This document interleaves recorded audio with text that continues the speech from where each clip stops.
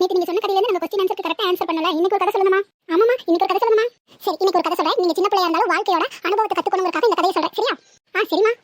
ஒரு கிராமத்துல ரோஜா இருந்தா. ரோஜாவோட வீட்டுக்காரர் விவசாயி. அவ ரோஜாவுக்கு கல்யாணமாயி 2 குழந்தை இருந்தது. 2வது குழந்தை பிறந்து 1 வயசு ஆகும்போது அவங்க வீட்டுக்காரர் இறந்துட்டாரு. பாவம், ரோஜா அந்த 2 குழந்தைகளை வச்சுட்டு தனியாவே கஷ்டப்பட்டு இருந்தா. அப்ப உதவிக்கு யாருமே இல்ல அவளுக்கு. அவள சின்ன சின்ன கூலி வேலையெல்லாம் செஞ்சு அதுல வர வருமானத்தை வச்சு கூட கொஞ்சம் கொஞ்சம் கடன் வாங்கி எல்லா வீட்டு செலவையும் பார்த்துட்டு இருந்தா. ஒரு நேரம் சாப்பிடுவாங்க, ஒரு நேரம் பட்டினி இருப்பாங்க. அப்படிதான் ரோஜாவோட வாழ்க்கை போயிட்டே இருந்தது.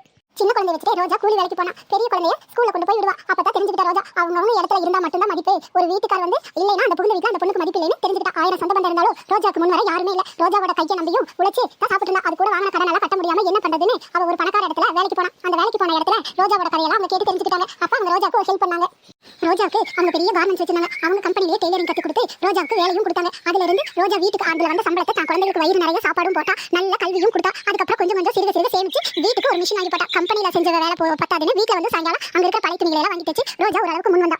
அப்ப ரோஜா தெரிஞ்சுக்கிட்ட ஒரே ஒரு விஷயம் என்னன்னா, கணவர் இல்லாதப்ப கூட ரோஜா தன்னம்பிக்கையை விடல. என்னதான் 1000 சொந்த பந்தம் இருந்தாலும் ஒரு பெண்ணுக்கு புகுந்த வீட்டுல கணவன் இருக்கிற வரைக்கும் தான் மதிப்பு. கணவன் இல்லாதப்போ புகுந்த வீட்டாளர்கள் யாருமே ரோஜாவை திரும்பி பார்க்கல. கூட பிறந்தவங்களும் தாய் வீட்டுக்கு போனாலும் ஒரு நேரம் பார்ப்பாங்க. அதுக்கப்புறம் ஒரு நேரம் அனுசரிப்பாங்க. அவங்க அம்மா அப்பா பார்த்த வரைக்கும் ரோஜா குழந்தைகளை விட்டுட்டு கொஞ்சம் கொஞ்சம் இந்த வேலைக்கு போக ஆரம்பிச்சா.